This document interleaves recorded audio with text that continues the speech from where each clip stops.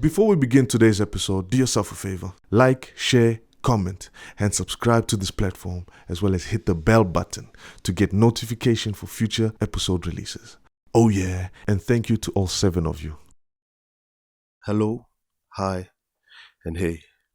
My name is Reed Mason, and you're now in Reed's house with our favorite intruder, Delight on Decks. So what we do here is you bring your magazine, you bring your newspaper articles, and we talk about it, nuances and such. And without further ado, Chapter 20, Married.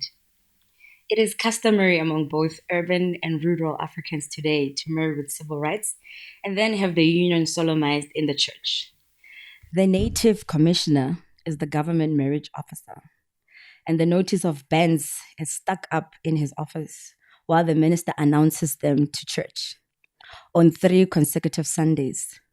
Most of our people frown on a couple that takes out a special license from the magistrate court to avoid some of the delays and the church ritual most denominations subject to couples to before and can be married.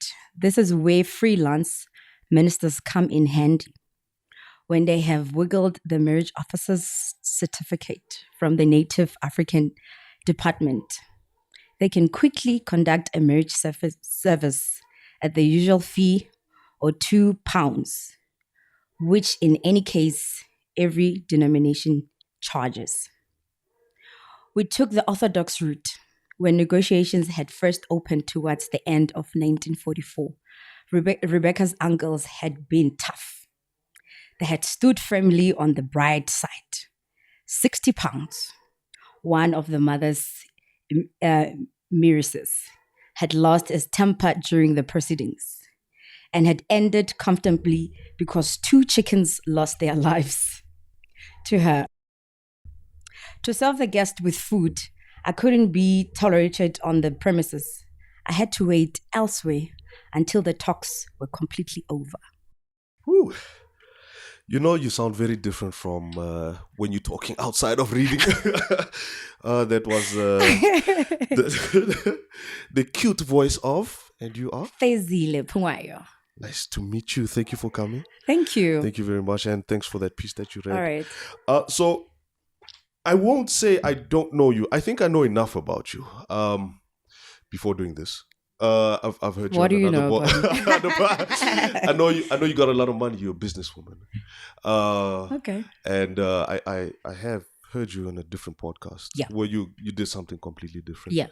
And we always miss each other whenever things of our mutual friends Yeah. are there. Because when I'm there, you're not there. Yeah. When you're there, I'm not there. But we do know each other. Yeah. So I think so too. finally, it's good to meet you. Thank you. I've heard your voice before as well. You so have? Yeah, Wow. that's fine. And if anyone's listening and they want to watch, guys, you're missing out. But that is how I think I know you, and I know a little bit from how Delight has described. Is it? Yeah. Yeah. So thank you very much for coming. I Thank really you. do No, it's an appreciate honor. It's an honor. When Tawa said, "Come through and talk Yeah. about African literature," I'm like, "That's man. right up in my alley." it. I like it. So yeah, I just wanted to say the piece that I just read, it was from Eskiam Pahlele down 2nd Avenue. Wow. Yeah. It was hard to find Eskiam Pahlele's work on my end. I tried. Really? Yeah, because I'm one of those guys when you drive down the street and you see WF Ngoma, you go and you check, who the hell is this guy? And when you hear that Eskiam Pahlele was an author, you're like, oh Yeah. shit, but then how come I don't have any of his literature? Literary Can I take giant. that book when I'm done? No ways. Where can I get it? I think you can get it on digital platforms. Take a lot. You can But also. you didn't read it from a digital platform. Like, it's so nice when you know hold why, the book. Joe, you know why, ne? Yeah. Yeah. And I remember there was a time I did, I think 2016, 2017. Yeah. I did a book drive called African Azanya's Reader's Paradise. Wow. And I think that's where the love came from. I literally What happened? galvanized everybody Yeah. to bring me their old books that they're no longer reading. And boy, did the responses come through. Yeah. And some gave me online books. Like, I haven't touched them. The only book I've touched, it's Eskiam Pahlele, Yeah. by the way. And it's like a batin, electronic copy. Yeah. But now it's difficult to read it because on a screen, it's a different experience. You know when you of touch a course. book. Yes. feel everything, You feel the it. page. Yeah. Also, I So, explained yeah. to someone I like the tongue on the finger. Yeah, man, it's an experience. Yeah, Reading true. is just not reading. Yeah, It's an yeah. experience. Like me taking a book and reading from that text, I just gave you an experience. True story. I had that one problem Yeah. long time ago. Mhm. No, nothing recent. Where they would call her. So what are you doing now? I'm like, I'm actually reading, and she never believed me. And she's like, you're so into it. You never give me that kind of attention. I'm like, yeah, maybe we should just say I've got 2 girlfriends. Then I've got reading and this, because it is an intimate thing to do. It is. And for sure you brought someone that I've been wanting, because you see him everywhere. Wow. You see him everywhere. You see him on the roads, and you go to UNISA. There's a big statue of him. I'm like, yeah, but I don't know any of this guy's What a work. giant. Yeah, he is a giant. What a giant. There's a list of his stuff, and it's actually hard to get. So I'm actually happy you brought that. Yeah, I think if you're serious about it, I'm gonna give you a link, because some of them they're online. Yeah. I'll just give you a link and then you just read up on his gear. He's such a giant. Serious. In terms of African literature. Yeah. His style of writing. You see. I mean, he's extremely popular, and there's no way that we can't have his stuff. You know, some authors, and then there are people that make love to words. Yeah. Hey, dog. He does that. You know, when you're reading a book and you're like, yo. Don't excite me like that. No. It's hot. You know, and It's extremely hot. and Yeah. you can actually feel the author. You can actually experience him through his words. You can see what he's talking about through words. Yeah. You can envisage what he's talking about through words. So I think to be like a literary giant like he is, you know, and to where he started, and he just found his love of books because his dad was a reader. He would read newspapers and old books. And then he just started from there to just read and read and read and read and read. Yeah. Before you know it, he was just a good writer. A guru. He's just an have amazing. You written anything? I have. You seem so passionate about it. I have. What have you written? Can we find it online? No. It's not. We're not. I haven't published anything. Yeah. It's called Manuscripts of Zamzam. Zamzam. Why so, Zamzam? Zamzam. Okay, my name is Nomzamo.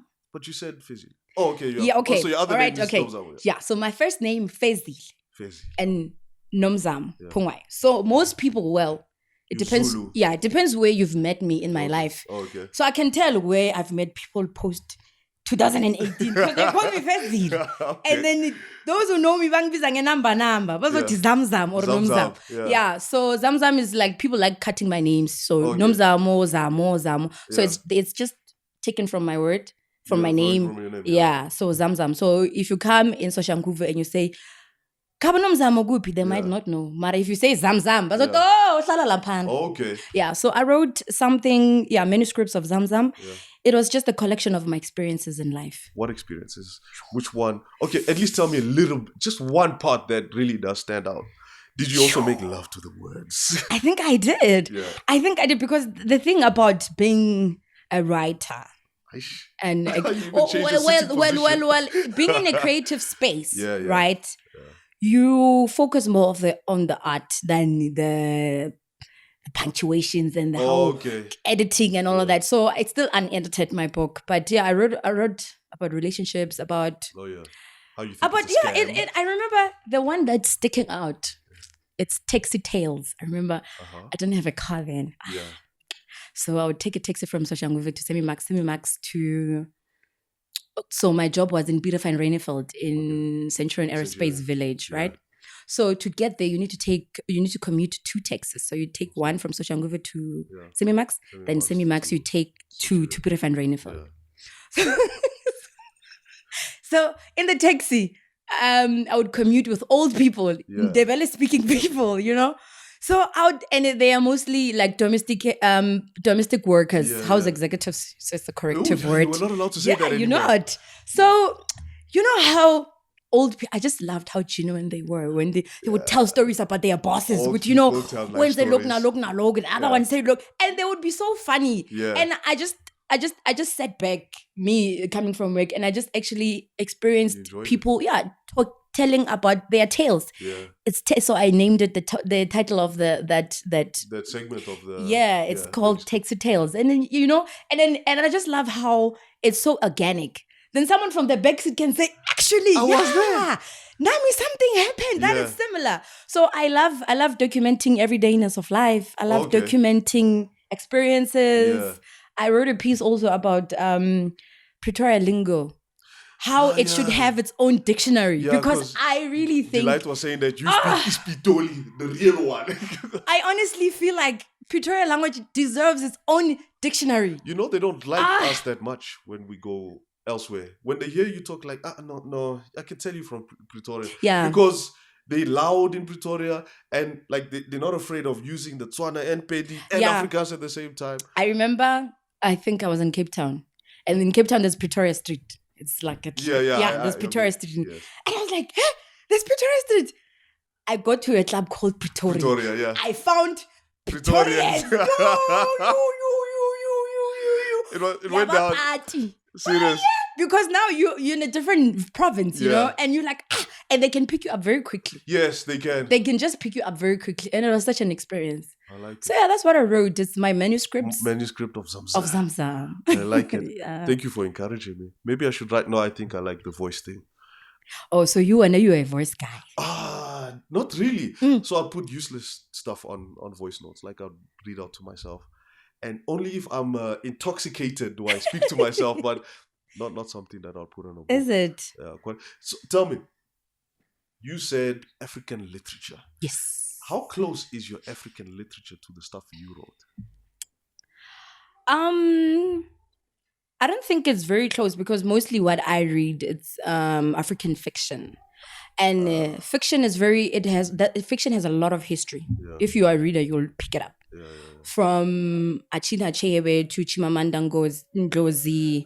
Professor, please just... Sorry, Professor. Do you understand? Yeah. So they talk about Nigerian history through fiction. Yeah. And if you don't pick it up, you can miss it. Yeah. So I think it's a beautiful portrayal of what's real and what's not. And then the writer is able to bring that together. So with me, I don't write a lot of fiction. I write more of actuality, things that really happen, things that I experience, my life, other people, how I experience life, traveling, all of that. Yeah. So it'll culminate into... You find yourself sometimes when you're chilling with 4 or 5 guys and people are on their phones.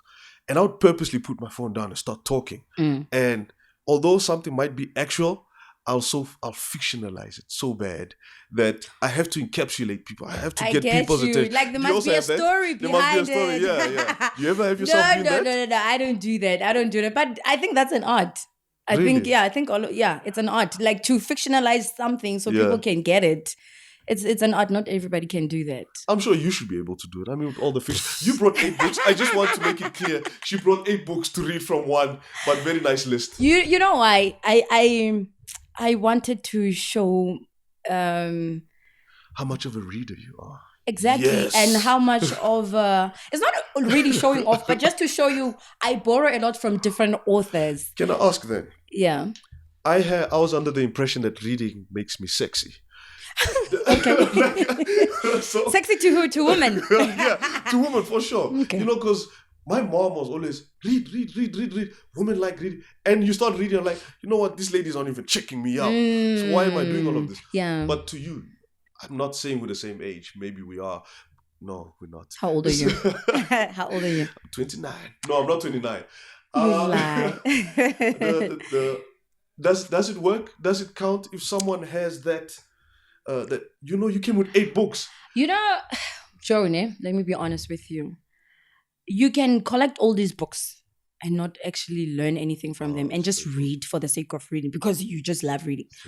So you need to, whatever you read, you need to be able to contextualize it, So I would say for me, if I find a guy who reads, it's very sexy because... Hey, listen, when a man reads, it shows you that this person values education, number one. Yeah. This person values their time because reading is some form of an escapism. Yeah. You are one with the text, you engage with the text. Yeah. Do you understand? So I would encourage people to read because reading, you can literally travel with a book. Yeah.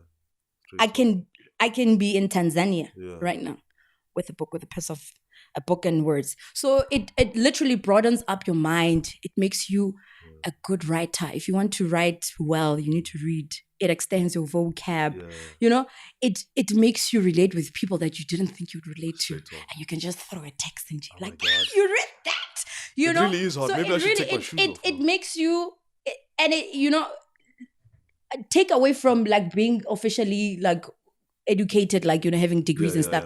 Yeah. It really makes you a sophisticated human being. You reckon? Exactly. Yeah. Reading. It doesn't have to be English books. You can read your own mother tongue languages. Yeah. Trust me, reading makes you very sophisticated. Straight talk. So that's why till today, I think it's very intentional that I read. Oh, yeah. Like my kids will know. Like Shem.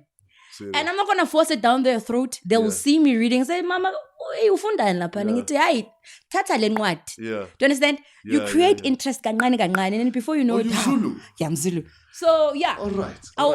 I'll forever be a person who advocates for people to read. Please, yeah. Thank you. That's exactly why we have this. It was Delight's idea. So if you don't mind me going to the questions that we actually do have. Okay, cool. I like the fire.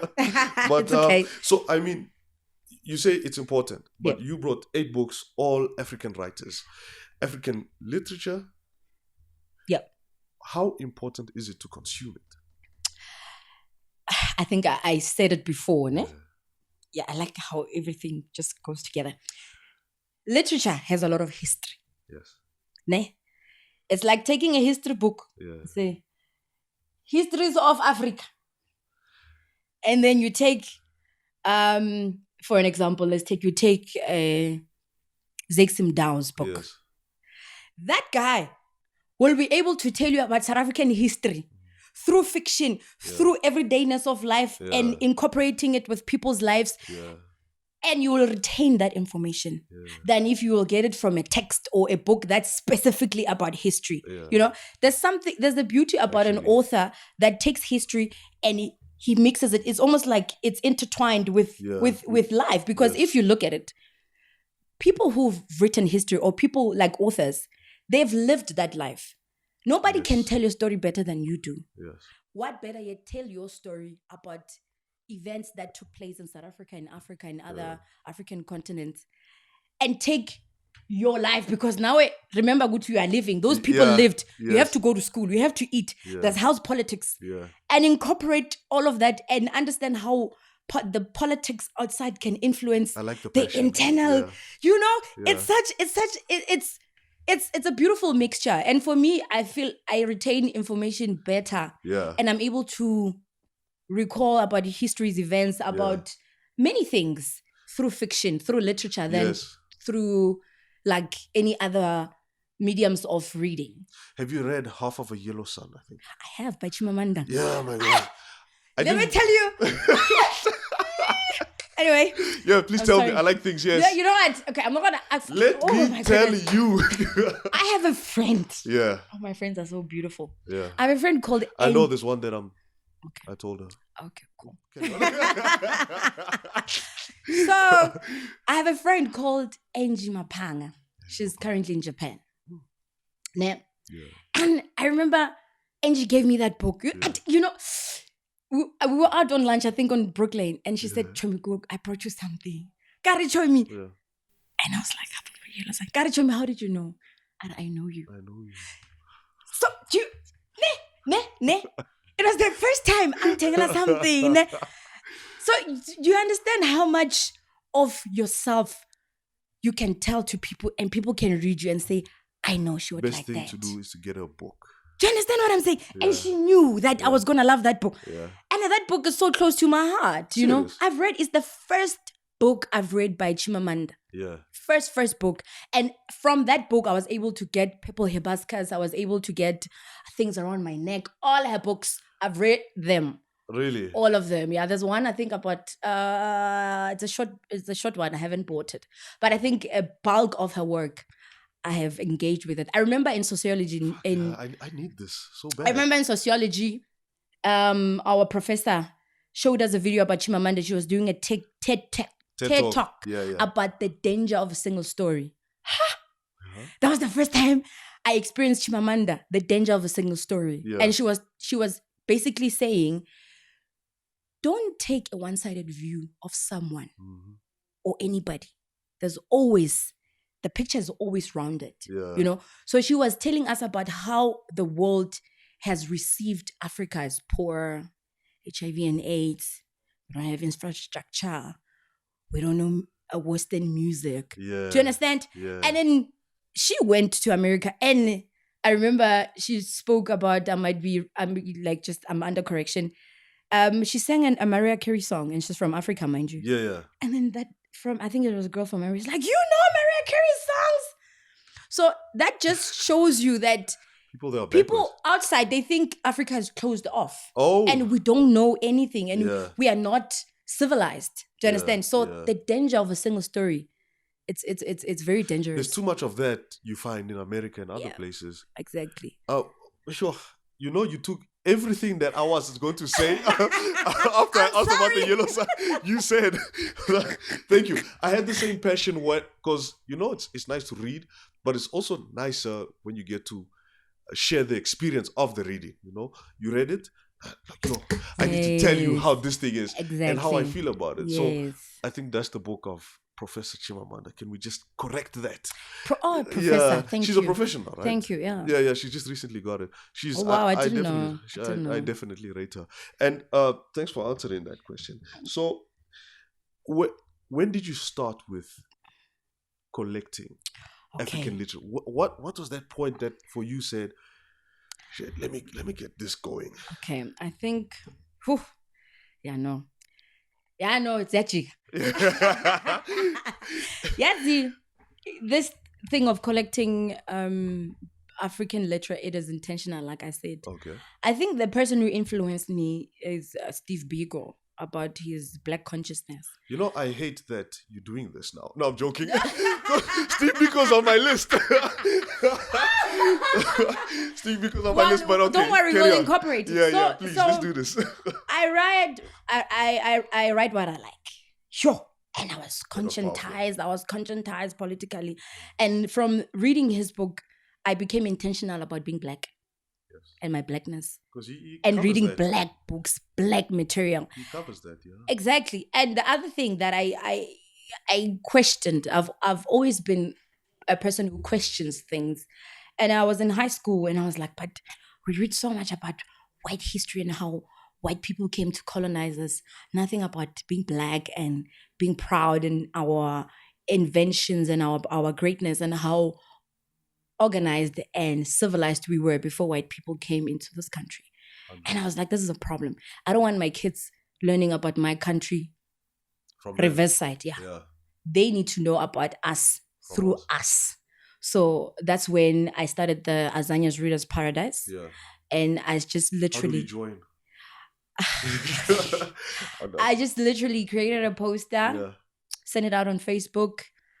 Till today, I've virtually met great people who love reading, who also they are all about this African literature thing. And I learned a lot from the people I didn't even know. And people just, no, come through. Where you are? No, come through, collect this book. Yeah. I've collected such beautiful books, and people were just freely giving. Yeah. So yeah. Can I come collect from you as well? No. Come on, why are you being like this? You know, I've read a couple of African authors, no, South African authors. Zakes sits on top for me. And there's forgot his name. He wrote When Hunger Eats. I'm not sure. I forgot the name, but there's also Fred Kumalo. Yeah, I heard only good things about Fred. Oh, Fred. So I mean, I need to find a place where I can start collecting, because this is why I asked, how do you begin? Because I also read I Write What I Like, but that took me in a different position. It didn't take me to want to read more literature. It took me as yes, I hate the political stance and everything. And you want to be, and he did it the right way, and I see it worked with you.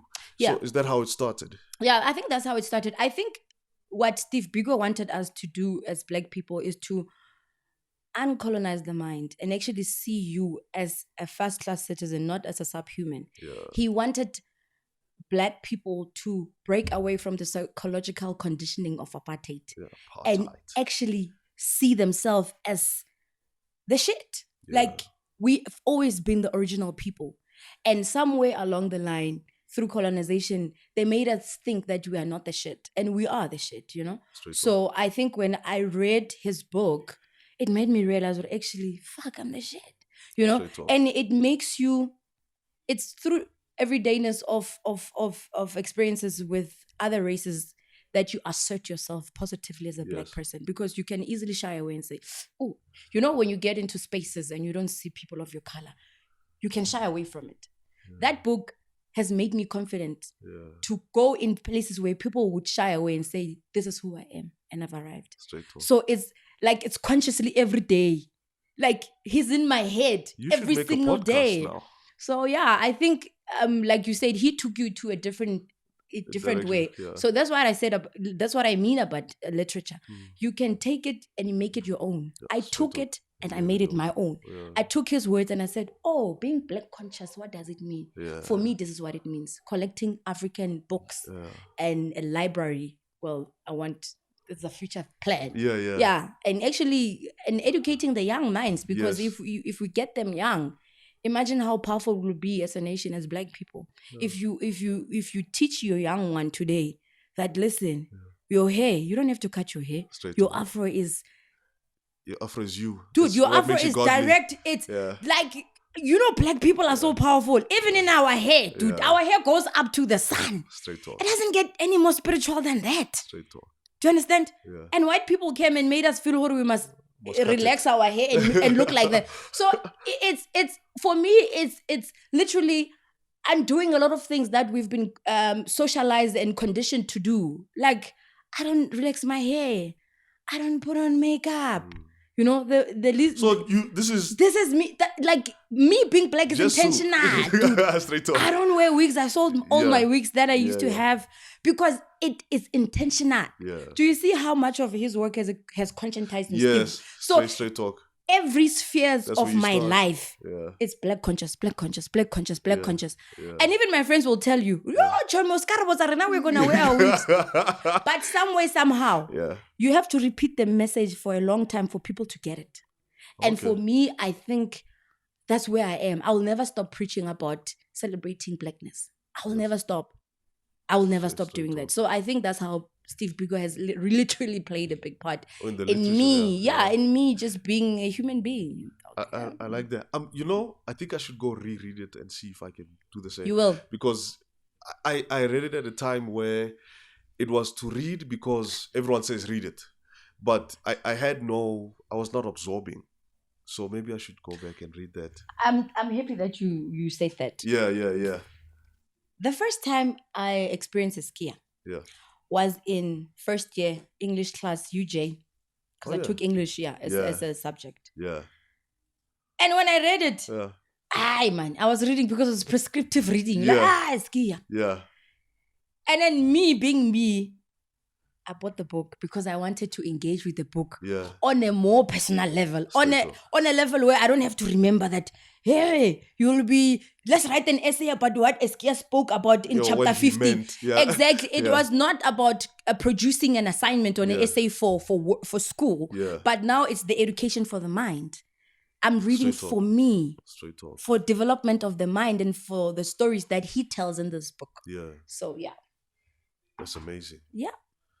I never would have I would have never taken it for that. I mean, you answered then the next part. It's also good to have the difference between fictionalizing our stories and even if it's real. Because even if it's fake, it's fine. At least I know that there's a way we behave even if the story is fictional, you know? Yeah. Fiction has a lot of reality in it. Yeah. Like I said, it's embedded. A lot of history is in fiction. Yeah. So I think that's why I read fiction. I gravitate gravitate towards fiction than like you autobiography. Yeah. Those don't help. I can't. I can't. Those young serious. I read there's a book called Askari. By? I forgot his name. It was during the time of apartheid.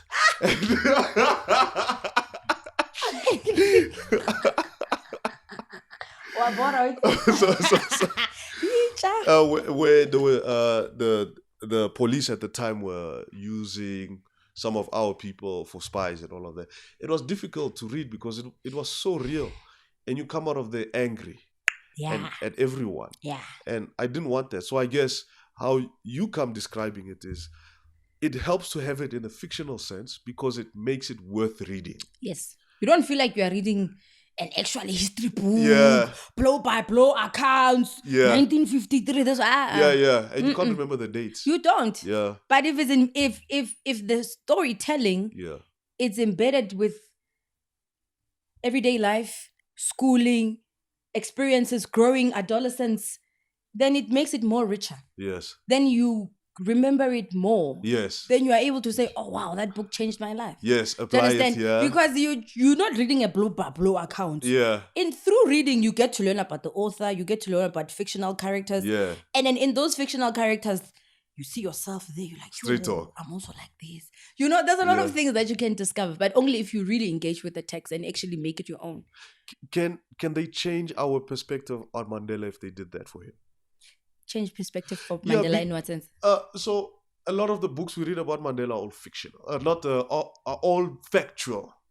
And I think after the third book of Mandela you read, you're like, okay, but I know your whole story.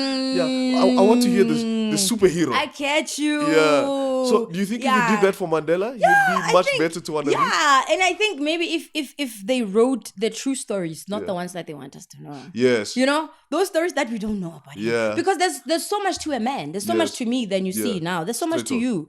And imagine if I get deep down there to you. Yeah. So many stories you're going to tell me. I feel like for him, it's almost like he's the God. Look at him, The good stories that they tell about him. And it becomes boring, like you're saying, because it's like reading one book of him, you basically, you've read it all. You don't need to buy the other book or the next edition of Mandela or whatever. You understand? So maybe if they took a different approach, they wrote it in a very different way, then I guess people would actually want to know more about him. And maybe if they wrote other things that we don't know about the guy, because we know so much, but we don't really know the guy. We don't know the guy. There's so you can think you know someone. Yeah. And then you're like, there's something there that we haven't tapped into. Yes. And I think for him, unfortunately, there's those stories that he died with them, I think. Yes. There's many stories that he could have told, that the untold stories.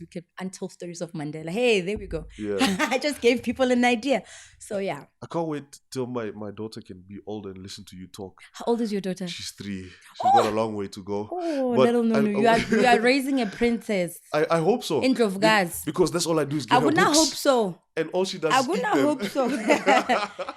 You know how much we influence kids. Yeah. In our behavior, in the way we talk, in what we do, actions. Yeah. They see us and they mimic us. Serious. You swear that kid will start swearing back at you. I hope she doesn't, because I don't. So you know how it's so important that you become intentional about wanting your kids. Like, I'm not trying to say that, if you give them books, they're going to turn out to be the best human beings. No. Of course not. Yeah. You're just laying a foundation. You're just Straight saying, talk. hey, listen, here's your foundation. Straight talk. It's very solid. Yeah. This is what you need to navigate life. This is the da-da-da. And then later, umntwana can realize that, actually, this is what my dad was trying to teach me. Straight. Do you understand? But if the foundation is there, then the child knows that, okay, this is what my dad was trying to do with me. Oh, yeah. So with kids, it's a gamble. With anything in life, it's a gamble. Yeah, you can never say, because I take my kids to the best schools, you'll be an academic. No. Not Do you always understand? the case, But if the foundation is there, they can Yeah. there's always a reference point. You are creating a reference point for your kids. A good And reference it's very point, I hope. important. It's very, very important. Okay. Yeah. So a little bit, for me, I found this to be a difficult question to ask.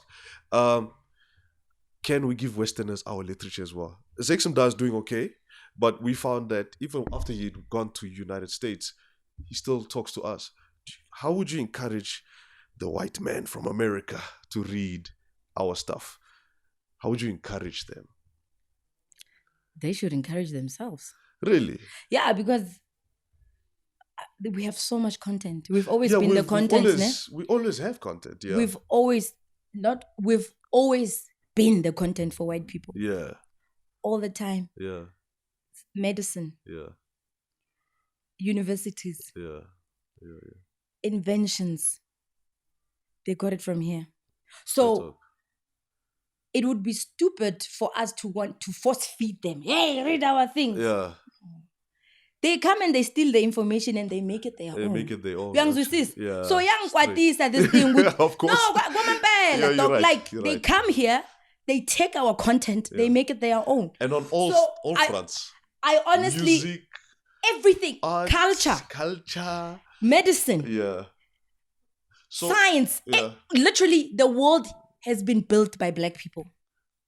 And then that question, I feel Guti, they should actually say, we should acknowledge the contribution of Black people in our advancement. Do you understand? I would never want to encourage them to read our book. They should encourage themselves. They should be aware of so much content that we've given them. But they don't want to acknowledge us. And we must still encourage them to read our stuff. Actually. No, man. They must be like, tired. Yeah, they must be like, what can we? They must come to us. We must not go to them. Because they've been coming to us. Mara. Yeah. Hitting us with the angle. But if you want to come to me, don't come through the corners. Yeah. They come through to the corners. They come through the corners, Straight. And that's unfortunately, that's it. And it's continuing. It's a thing it's continuing. It's a continuation. And they will never acknowledge how great we are as Black people. They will never acknowledge that. Yeah. And we've always been the original people, dude. From day one. Actually, Black people are the shit, dog. You don't understand how. I do understand, dude. Yeah, I do understand. Do you understand? No? Yeah. So I just hope that they can realize how much of a great impact we've had in their own development. And be upfront about it and say, it's because of Black people that we are able to do this, and that. You know, I like your answer because I never expected that to be the answer. Sang a punchline. That's a serious punchline. I thought I was gonna get, go to schools and make them aware. Like, no, ain't like you guys got it from us, so just come back. And we've been fed white history. It's Eurocentric. Yeah. What about us? Yeah. The Afrocentric part of them. Yeah. We've always been there. Yes. Young Zusisa. Yeah. And I just want them to just say, actually, we are who we are because of you. Finish. That's all I want from them. So, I mean, at the end of the day, reading is still good regardless of how you do it. But it's even a bad assumption that it's still good to even give our people our own stuff. We've got, you brought 8 books, not one had a white name. Like, I won't get over that you brought 8 books. We usually say bring one to read, but you brought 8. And the excitement is there because I can't count 8 African authors. I've got maybe 4 or 5, but you brought 8 of what you could grab. What I could grab. And it's like when I got the call, it's like, hey, we're doing this today. I was like, okay. Let me fetch this, Yeah. And then I think in a way, I selected them in a hurry. Okay. Yeah, because it was intentional. Because this is me now. Yes. I focused more on African authors, but today I brought more of South African authors. Okay. Yeah, so because I don't think a lot of people know about our authors that are in South Africa. Yeah. Do you understand? So it was just a matter of just educating and say, hey, actually, this one is also an author. This one is an author. Is it an exclusive space to follow South African authors? I ask this because I do like reading. I like the idea of it. I know what it's supposed to do for people and everything. But when they have these, when the authors come out and say they've written a book, I've never gone to a single conference because that information is not accessible to me. And the next person that might know, you find they're a little bit bourgeois. They know Zakes alone. And he personally, like, I felt like our authors, or the followers of our authors are too exclusive. Why is that? Why do we do that? Like, reading should be for everyone. It is for everyone. The Pantula must be able to go there as well. It mustn't just be us that do our nails and wear nice green dresses. Yes, that's what she's wearing. Yeah. I don't think reading is exclusive, but I think the culture of reading is exclusive. Oh yeah. Because not everybody reads, so it makes it much more sophisticated to get people that actually read specific books. Do you understand? Okay. But if you look at it, Joe, everybody's a reader. Essentially. You read you know, those chappies things at the back. You read billboards every day. Yeah. You read magazines, newspaper. It just depends on the material that you read. Oh yeah. Exactly. Yeah. Because we all read each and every day. We take in information. Yes. Do you understand? Yes. So it just depends on the type. Okay. On the type of information that you. Oh yeah, that makes sense. Exactly. It's just we are all readers. Yeah. You read texts on WhatsApp every day. I know it's not a book, but I'm just trying to show you that we all when you're saying reading is not accessible, you read every day. Yeah. It just depends on the type of text that you want to read, you know, and engage in. Yeah.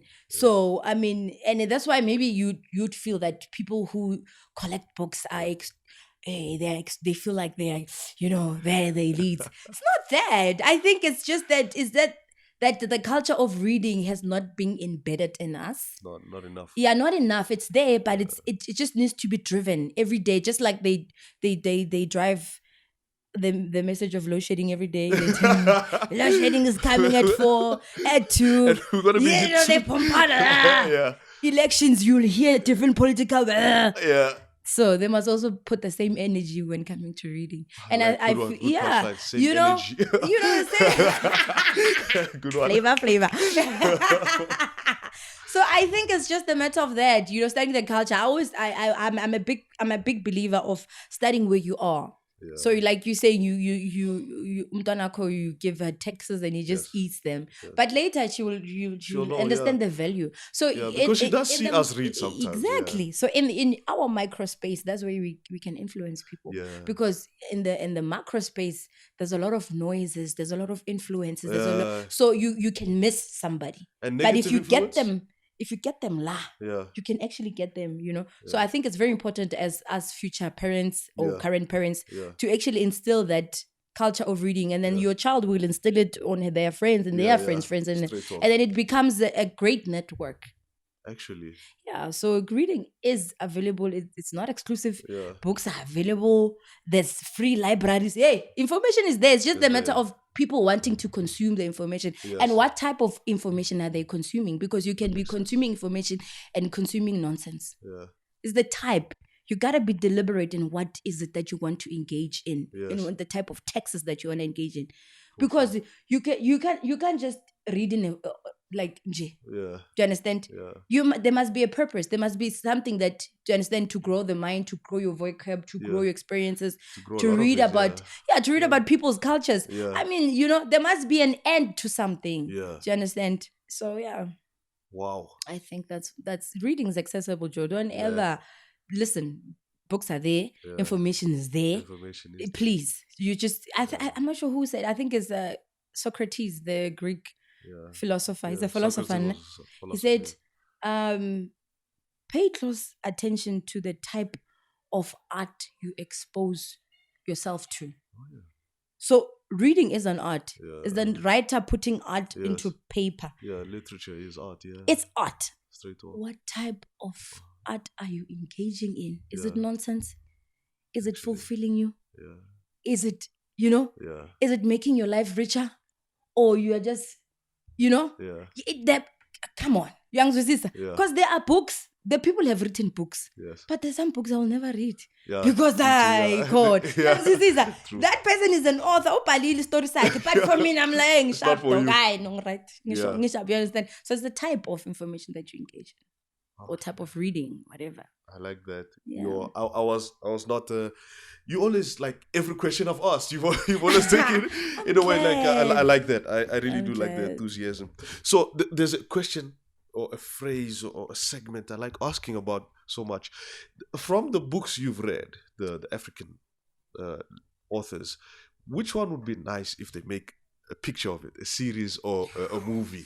Because Ways of Dying by Zeg Simda. Seriously? That book. Yeah. I think my friend Mona Tabane now. Yeah. She borrowed me that book. I had it for the longest time. Yeah. I didn't want to take it back. Serious? It's beautifully written. It's comical. She's more listening to this. I hope she listens. You know, it's comical. Yeah. You know, Zex throws in humor there. Yeah. Zex throws in, oh my God, it's a lot. It's beautifully written. His style of writing, you know, didn't use big words here and there. Used, you know, everyday language here and there. You can literally feel like you are part of that book. Yeah. And I feel like Toloki, the main actor, the main character in that book, it would be a beautiful, to adaptation. Yeah, Like, adaptation. oh God. That's the word I was looking for. Yes. Adaptation. Yeah, no, Ways of Dying is dope. I like it. I like Ways of Dying. What else? South African, ne? Yeah. South African. Ooh, there's Or a lot. even African. Even African. Ooh. I had a problem once. I watched that silly show, The Witcher. They've got. What is it about? I don't know it. Exactly what I want to get to. It's not necessary. It's fantasy. Okay. Dragons and witches and stuff. Okay, yeah. Fine. I was done watching the season. I'm like, we need South African writers to do this because we also have witches and stuff that we had, So make something like this, and it's fine. On the money. All that kind of stuff. You're on the money. Get us really excited. You are on the money, Joe. Because these days, a lot of the things we do is when we're watching something, we like reading about what we're watching. It must build the same curiosity. If we go there and a story from Limpopo, which is bringing down thunder, I'm like, I'd definitely consume that. Cool. Yeah, it would be. Like you're on the money. I think we need to tell our stories our own way. Yes. And we need to talk about these things because, like you're saying, witches, black magic, it's there. It's there. And it needs to be told in such a sophisticated manner. Just like they do these American series, your vampire stories. Yeah, and Harry Potter and stuff. Man. We should tell stories like that as well. Yeah. Do you understand? But from us, Exactly. Yeah. We need to tell them in our own way. I'm so happy that you spoke about that. Yeah. Another thing that I think we need more writers and creators is the space of animation. Oh, yeah? I have a problem. My niece is turning 2 next month. Yeah. And we don't have a variety of South African cartoons speaking isiZulu, Peditswana on television. Yeah. You have to wait. They play at a certain time in a certain certain slot, channel. Certain channel. Do you understand? Yeah. And this kid is now he's consuming cartoons. Yeah. And what is he consuming? The English language. Yeah. And I mean, I'm very proud about my language as being Khuluma isiZulu. Because I still want my kids with bakhuluma Zulu and clean. They can speak their English at school, it's fine. But like so khuluma Zulu. And it's so important to grab them while they're young. Imagine if that kid is turning 2 next month and is learning all these sophisticated Zulu words through animation. Yeah. I'm saying he learned it there. So kids learn language. So that's it's also the conditioning of the mind. Oh, yeah. Kids get conditioned through cartoons. Yes. Do you understand? Yes. So Lomtana, you start learning English. Yeah. Start behaving like English kids. No. That's what they consume. That's the meat. That's what Socrates was talking about. The type of art you consume. Yeah. So our kids are consuming cartoons because they can relate because of colors and so imagine if we can get sophisticated illustrators, animation, multimedia, then voiceover artists. Yes. Yeah? In isiZulu in vendor. You click into the 311 channel. You get your cartoon, it was ban. They're speaking Victoria language. Dog, that's beautiful. That's our culture through animation. Yeah. So you see how we still have a long way to go, dog. Like creating, writing, we still have a long way to go as Black people. And I want my kids to be able to switch and watch cartoons that they can relate to. They tell stories about Tselane. Remember Tselane, Wanaga? Tselane should still be a series, dude. Like, what the hell? Honestly, it's these things that are very important. And for me, I am aware of these things. I'm like, hey, lomtana lo, cartoon, I'm funding English. There's nothing wrong with learning English. Yeah. But I'm just saying, is a construct. Let's have variety. Yes. So I hope the space can open up for Black content creators, illustrators, animation, and then be given space. Like I'm sure Nuku Mashab, I'm not sure. They partnered with Chicken Licken. So they tell their brand story through comedy. Yes. Such a clever idea. Yes. Do you understand? So imagine we have people like Bonuko. Yeah. And they create cartoons for kids the content that is kids friendly. Yes. And they talk about things that kids relate to. Yes. Before you know it, your kid will be learning how to talk. Young It's the education of the mind, but how? We need to we need to decolonize the mind. We need to find solutions and think in an African way that's intentional for the kids. And then we move from there. We move from business, and then before you know it, we'll be back to what we were before white people came. Your manuscript, is it in English, Zulu, Pedi, Ispitoli? It's mostly in English. Okay. But like the way I speak, I put, Chomi. Yes. I put words there in isiZulu, in Pretoria language. Yeah. If you said earlier on about the Ispitoli. Yeah. Have you gotten anywhere with that? Have you tried I yourself? think there's Pitori proverb. I'm sure you know them. No. I think that is the most brilliant thing. The most brilliant thing. I don't know who creates that. I'm sure you know them, man. Pretoria proverbs. They create proverbs that only Pretoria people will understand. Yeah. And it's so dope. And that's the thing that I'm talking about. Documentation. Yeah. The person who's behind that account or whoever created Pretoria proverbs is documenting Pretoria language. And then it's beautiful. When I saw that, I was like, wow, this is amazing. This is amazing. So yeah. Wow. There's so much to look forward to. You're right. Can you carry on writing? Okay. I need to be inspired, right? Okay. Yeah. So I haven't written in a while. But I journal. Oh yeah. I journal a lot. I journal about everything and anything. Oh, right. Yeah. So with writing you need to be inspired. There must be something or an event that happens that would push me to write and say, straight talk. Yeah, let me write about this. So yeah, I write, but mostly it's when I'm inspired or when I'm going through something. Please send us a bit of the manuscript. Oh, it's very personal. You know what I'll do? I'll try. I'll send it. I'll choose which part of it that I can send to you guys. Can read it. Look forward to that. Yeah. Thank you very much for answering what you could.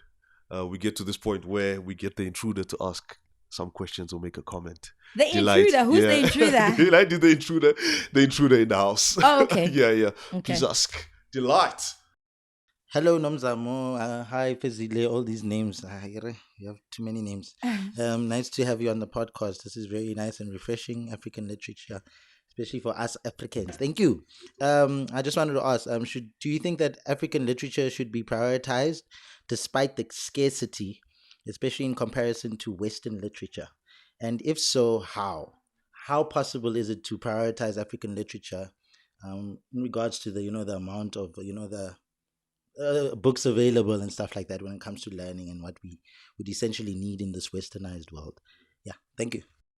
Prioritization of African literature as compared to Western. What's available. I think like I said, reading, it has to be prioritized. African literature has to be prioritized. As a matter of the government changing the curriculum of schooling, that's where it starts. Because in my corner, I'm already starting to do that. But what about the national call in the micro scale that they are able to look at the curriculum and say, actually, we don't have to teach children about Jan van Riebeeck, but we can teach children about Credo Mutwa. We can teach children about Shaka Zulu. We can... Kwame Nkrumah. Do you understand what I'm saying? In an African context, because every history that has been told by us is been told in a view of white people. So prioritization of African literature has to start with the government. The government must understand how serious it is for our history and our children to know the truth about us. It has to be there in the schooling, primary, middle school, high school, varsity. It has to be intentional. They have to literally look at their curriculum and say, fuck this shit. We are studying it from scratch. It is that important. It's like, look at Chinese. Those people, their culture is embedded in everything that they do. They don't care. You can be from South Africa and be saying, I am the shit. But when you get there, you will conform to their culture because they take their culture seriously. Why can't we do the same with our history? Why can't we do the same about being black? So I don't think the government is serious about teaching us about who we are. Do you understand? Because they have a responsibility. They have a responsibility of education. They can provide education to people who cannot have the money to do it. It's there. But I don't think they are serious about. They're not serious. Yeah. I mean, they can change the curriculum, but they're not doing it. They have to please somebody. Who's that somebody out there? It's almost like we are puppets. We have been pulled by strings. We're okay, and then until we take a decision, until we take a stance, until we are angry enough to say, fuck it, and like we don't want to learn about this. Do you understand? And I think the youth of 76, at the core of, they were on something. At the core of those riots, they said, to hell with Africans. It was not only the language, it was the entire system. People don't understand how culture, language can be embedded in people that you start living like them. Do you know how much whiteness we simulate? Because we've been fed that white is better, white is sophisticated. So the youth of 76, what I'm saying now is what they were saying. They said, overthrow the government, to hell with Africans. And then Afrikaans was the language of oppression. Then they said, do away with everything, every history, every language, every piece of information that's oppressing black people. Do away with it. Did they do away with it? No. Our kids are still learning Afrikaans still today. Why? No reason. Come on.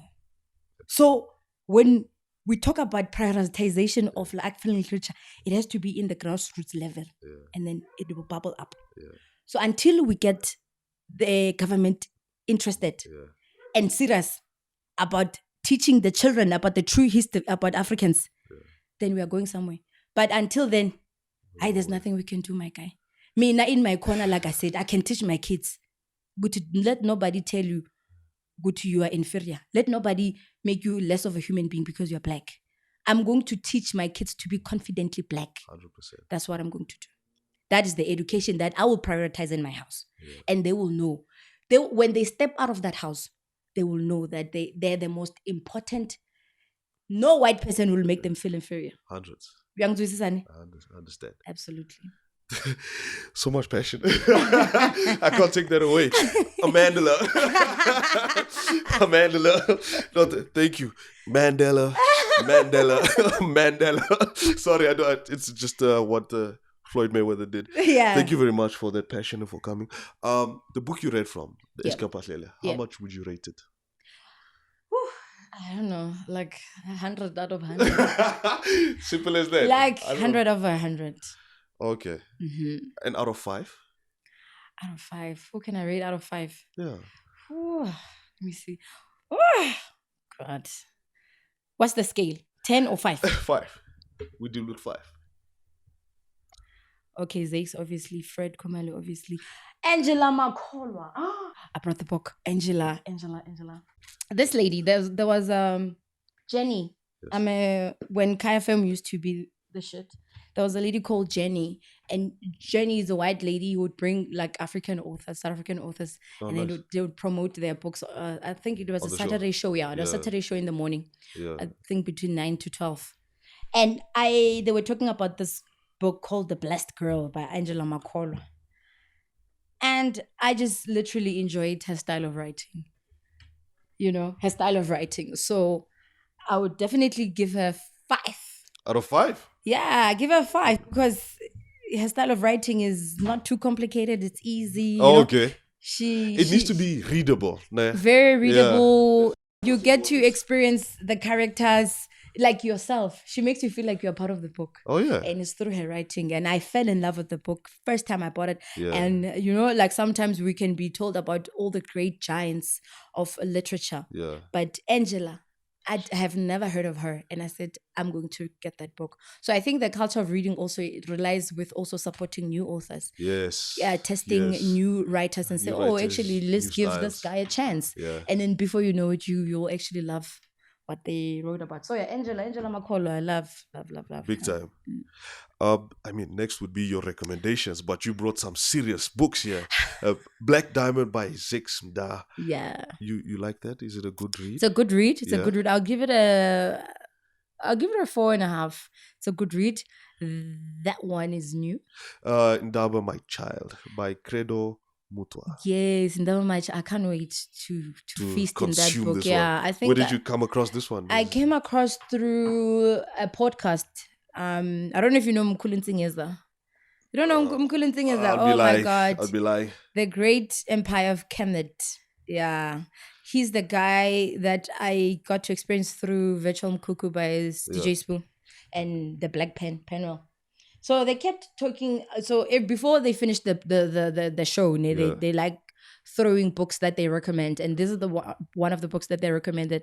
And it speaks more about the true accounts of Black people and how great they are. Yeah. So I just decided, no, I'm going to actually buy the book. So yeah. Okay. And there's two here that I singled out. The one that you read from, Second Avenue by Eskom Fezile. You said that's good and you give it 100. And then Some of My Friends Are White. Yes.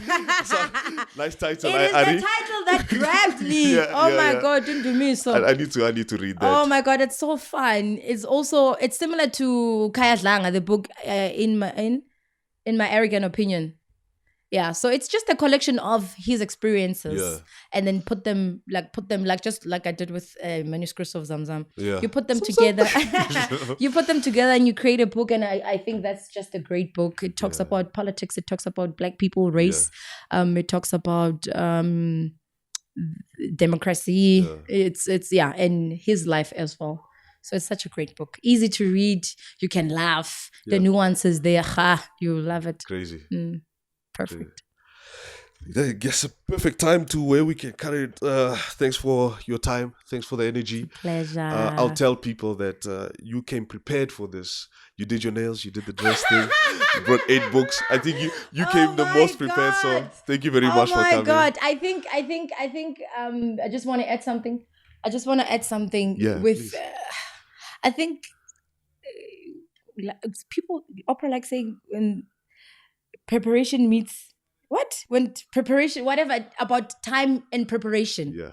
I think I've been preparing all my life. Oh, yeah, so when Tabo called and said, let's run, I knew exactly what to do. Okay. Do you understand? So I think me being me, it was just me preparing. Yes, when preparation meets opportunity. Oh, okay. So that's nice. That's exactly what it means. Like you don't realize how much of preparing you're doing. Yeah. When you are doing, it's like you know, like it's almost like it's a routine, but you don't know what you are preparing. You're busy preparing. But then when the opportunity strikes, it will find you ready, because in you doing what you do every day, you are preparing. Okay. So it was so lovely to be here speaking about what I'm passionate about. And sometimes as the energy I'm until other people tell me, oh, you've got a lot of energy. It is. It's good energy. Nyabonga. It was such a great pleasure. Thank you. Yeah, to share a little bit of me with you guys. And some of you with the manuscripts of Zamzam. And where can we find you on the socials? Social media. Yeah, people mustn't miss out on what we're seeing here. I'm on Twitter. So on the socials, I'm at Fezile Nomzamo on Twitter. Yeah. But I think I changed it to Aza. Because Azania. I call my people Aza. Yeah. If you have my numbers on WhatsApp, I say, hey, hello, Aza. People, who's this Aza? And I said, no, Aza is you, man. Azani, I'm greeting you. Yeah. So it's not a specific person. I'm just greeting Black people. Yeah. So I think it's at Fezile Nomzamo Twitter. That's where I'm at. LinkedIn. No Insta. LinkedIn is LinkedIn. I have jobs for you. LinkedIn is Phungwayo. Phungwayo. And then Instagram, I have an account, but I'm not really active. It's at Phezile Nomzamo. Okay. Yeah, Facebook, it's Face. Yeah. Face, but I'm not really active there.